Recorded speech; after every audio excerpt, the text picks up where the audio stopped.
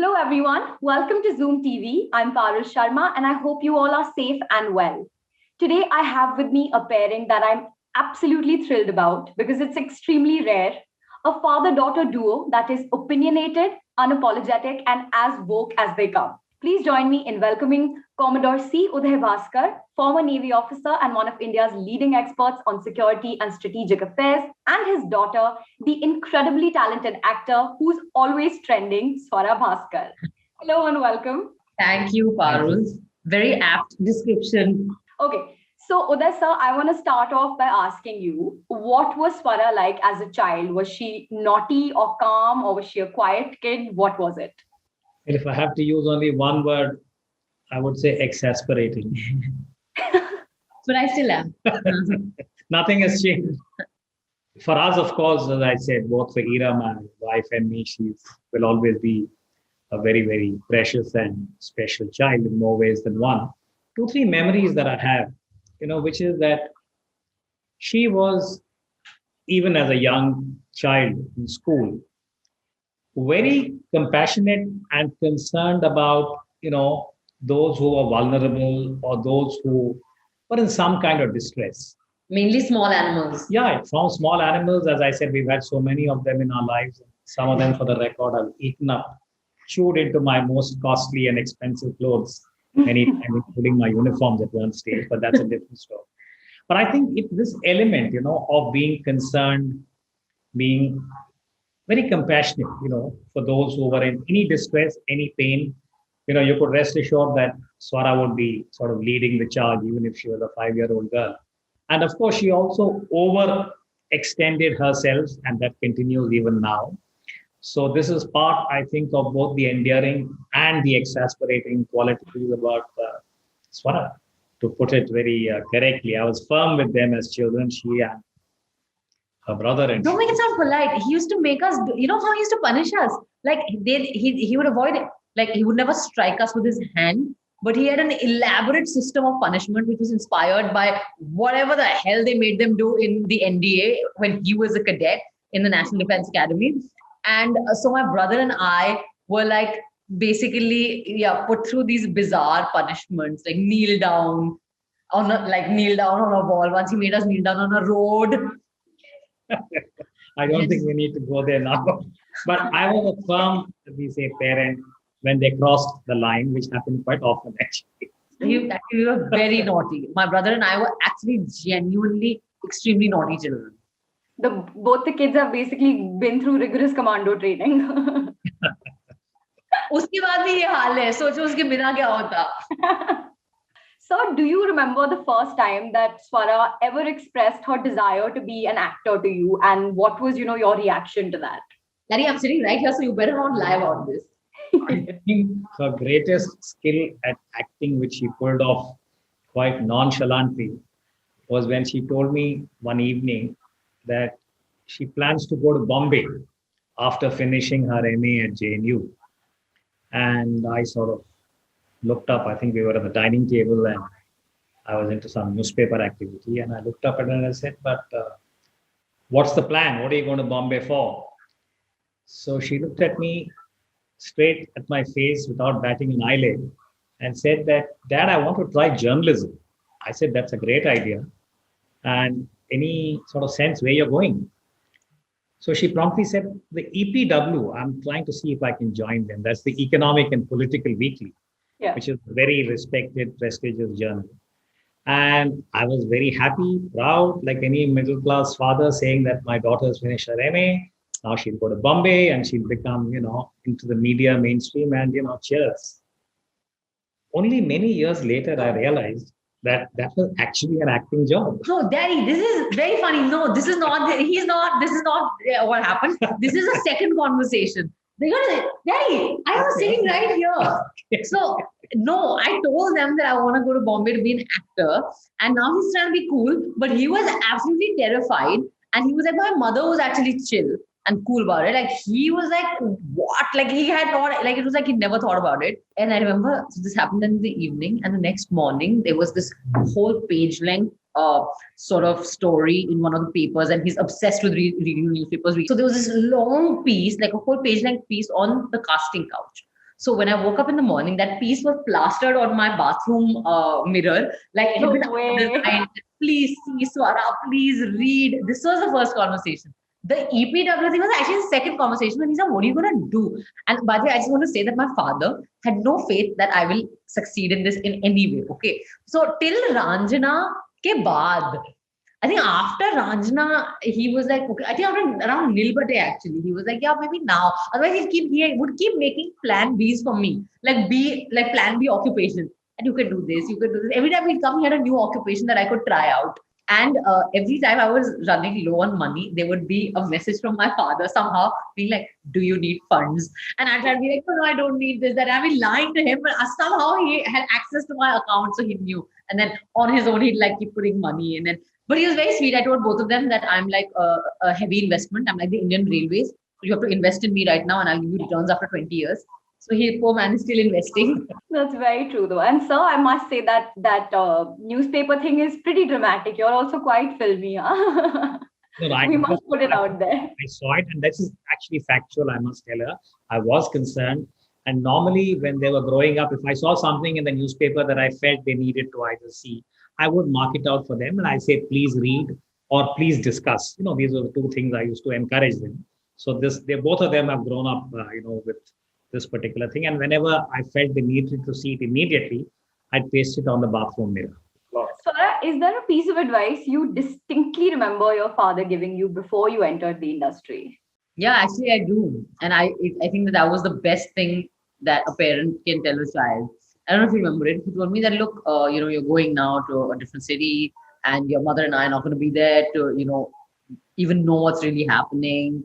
It's not like, at the end of the day, we're going to be able to check on you, like in a physical sense that, what are you doing? Where are you? So on. So you're really on your own in that sense. And he said, look, just remember one thing, that whatever you do in your life and whatever choices are presented to you, just remember that every morning you have to wake up and look at yourself in the mirror. So don't do anything that doesn't make you want to look at yourself in the mirror. And I thought that was such an amazing thing to say to a young child, to your child, but also to a young woman, like to a girl in an industry that we know can, be very, very heady, and it can, where your ambitions can really cause you to sort of sometimes get lost because it's so like, you're so driven by that like desperation or that ambition. Swara, in a world where the younger generations are becoming, I would say, increasingly independent and detached, how much do you consult your father before signing a project? Or should I say, how much influence do your parents have over your professional life? Like I asked my mom I remember one distinct one. I asked my mother to read the script of Anarkali Avara for sure. And because I wanted like feedback. And so she was like, her response was very central to my signing that film. What my father and mother, but he has more interest in it, that he wants to see and also edit, is whatever I write. So anything that I write, he wants to see that, and then he wants to like edit. So this is one big tussle between us, and I'm like, don't change anything. I think this I want to know, sir, from you. Is there anything that Swara has sort of been a part of, or something that she's taken to the public domain in terms of like an opinion or something that you've ever sort of advised her against, or where you sort of told her to take a beat and think about it? And I ask this because a lot of her roles have been really hard hitting and complex, but also risque. And of course, we've seen the kind of like horrible trolling that she sort of subjected. No, I think there are two things here, Parul, if I'd like to sort of share with you, which is that yes, she has, done certain roles as an actor, which have attracted what I would call as a certain kind of response and criticism, which borders not just on the vulgar and the vile, but I think it crosses all limits that we know. And this is where I think, as a father, as a parent, wherever this has come up, I have stood up, and so has my wife, and we have said that we are proud of her as an actor for what she has done, and that we are not at all, shall we say, either embarrassed or much less apologetic about whatever she may have done, and we know which film we are talking about, and so on and so forth. But the second I would like to say, as a parent, as a father, is something that I have actually learned from Swara in relation to social media and the current And I remember a few years ago, when she had taken what I think was a very principled stand on a certain issue, and it attracted a lot of attention. Most of it was negative or it was slightly intimidatory. And again, as a concerned father, middle-aged, etc., a middle-class family, I sort of said to her as a parent, saying that, listen, why don't you sort of, take it easy? You don't have to express your views. I agree with you. The position you're taking is principled. I'm proud of you, but this comes with a cost. Yeah. And do you really want to subject yourself to this kind of a thing? Why don't you step back and, let's see what happens. And I remember we had these conversations over a few, occasions, evenings. It all didn't happen immediately. But the gist of what she said to me was, this goes back, if you remember, to that famous Delhi rape case, when Swara was very actively involved at that time, along with her colleagues, and what they tried to do in the public space and so on. Nirbhaya. And then subsequently the Me Too, etc., various things. Now, I remember her sort of talking to me about this and saying, Dad, listen, here is the bus stop. We actually went to that particular bus stop in Delhi where this ghastly, incident had taken place. And she said, listen, on that night, there were a few people who were witness to this. If they had actually raised their voices or stepped into that space and protected that girl, or given us some kind of assurance that we are also there, maybe this would not have happened. And her analogy, which to me was very powerful, was that today the social media space is akin to a public space in a tangible manner. And her point, which she tried to convey to me, was saying that every time I put out a tweet or I put out a post there, I'm just trying to contribute to this particular domain or discourse and say that there's another way of looking at it. And she encouraged me. I'm not a social media person, at least when we had these conversations. But from then to now, I agree with her. And I share this with my colleagues, saying that we can't let social media spaces be hijacked. By the way, he's like, it's not, he all the time is telling me to take it easy on social media and like not tweet this, not, he stalks me on, he's got a Google alert on me. So he knows everything I'm doing. He also stalks me on Twitter and Instagram and Facebook. I cannot post a comment anywhere that he's not already seen. Sometimes when I wake up in the morning, my tweet is that he's like, please explain this. Okay, this is something my mom really wanted me to ask you both because I think she wants to compare it to my father and I think. What are the things you both disagree on and always fight about? Please, for my mother, tell me. He's obsessed with switching off lights. Like if you're sitting in a room, actually physically, he'll just come and switch off all the lights and fans. And I'm like, I am literally here. Like I'm here, occupying this space, and I need electricity to see what I'm doing. And he's like, no, actually you can see without. I'm like, no, I cannot. I cannot work without light, without vision. And then the other most irritating habit he has is that he has this need to pick up cups and all that are lying around, bartans that people are. So if you're drinking chai and you just put it down, he'll just come and take it away. And I'm like, I am literally drinking. So that's the second thing that I'm always fighting about. It's like, how can you just take somebody's like mid food and you put your food down? He's like, I got it, and he's taken it. I'm like, well, hello. And then the third thing, and this he does a lot, is that remember, I'm speaking after you, so there'll be more to follow. Go ahead. You started this daddy brother. So, and this he's done his whole life. Firstly, he lies about what time he's waking you up at. So he'll come to wake you up in the morning and he'll be like, oh my God, it's 12 o'clock, this, that. And the movie is like 10:30. And I'm like, and he's done this my entire childhood. But despite that, I've always missed the bus. So I don't know how that didn't quite work.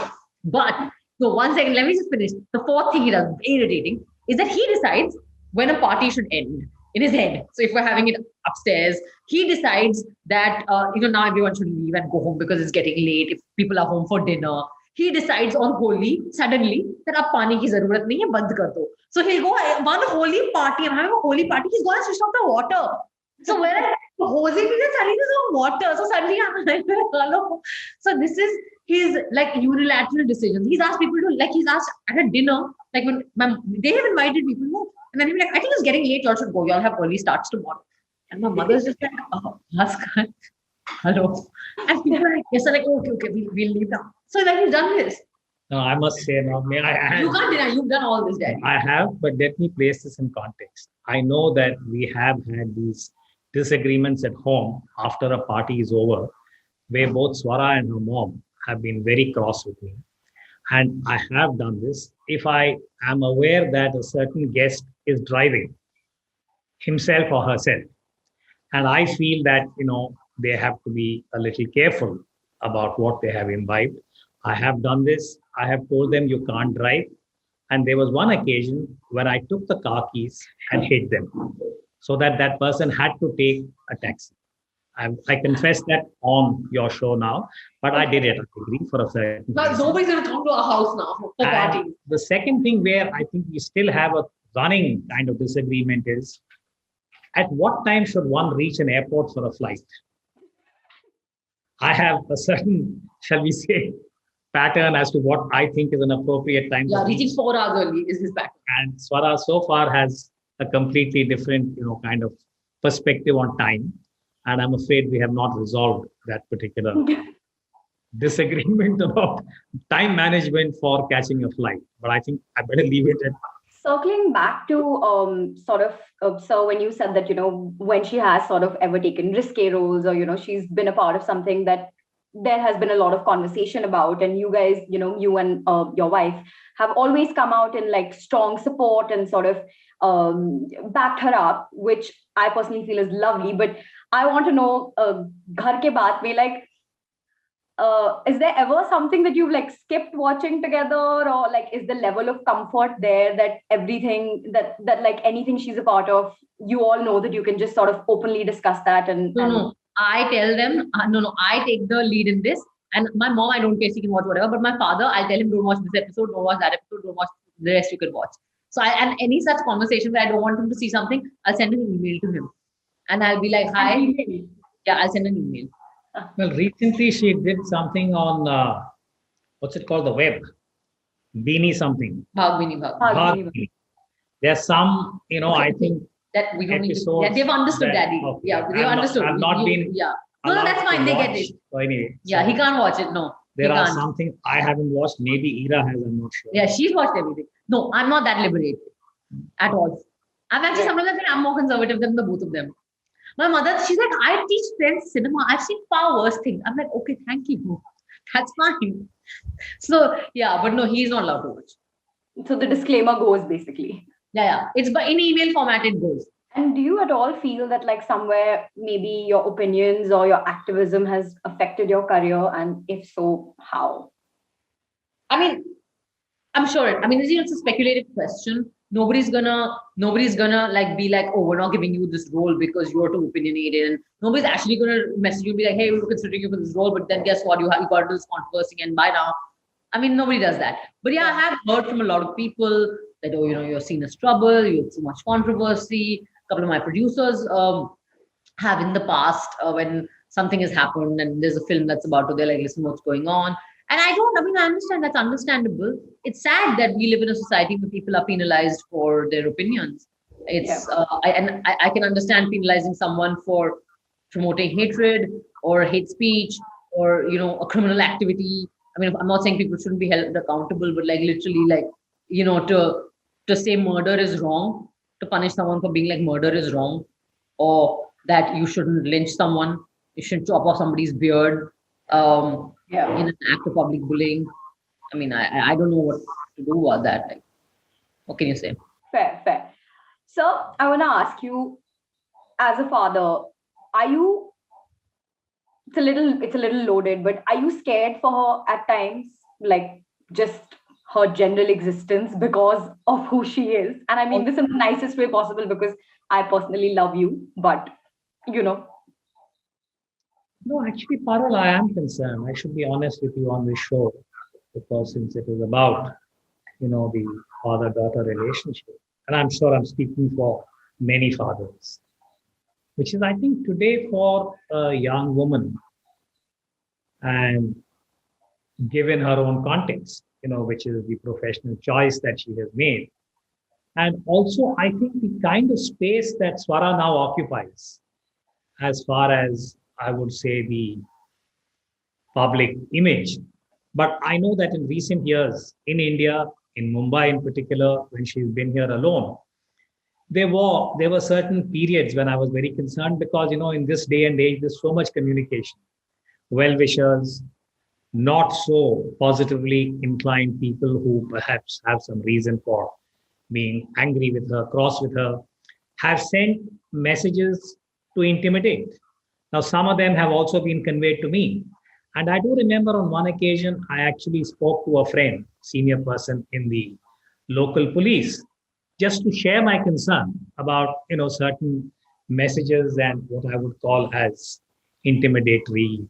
I don't want to call them threats at this stage, but so there is that again Pavlovian reflex of a father and of a parent. And I'm sure that I'm speaking for many parents all over, not just India, but the world, where I think, especially if you're a single woman in the kind of context that, say, Swara is just now, and I'm sure there are many others in this city and many other parts of India, where they are vulnerable. And I think that is something that we as parents have, I don't think we'll ever get over it. Swara, please tell us where we will be seeing you next. My next is so I have two shorts that are one is out. It's called Dobara Alvida. It's a very sweet film. It's out now already. So for all those of you who are after this interview, please do go catch that.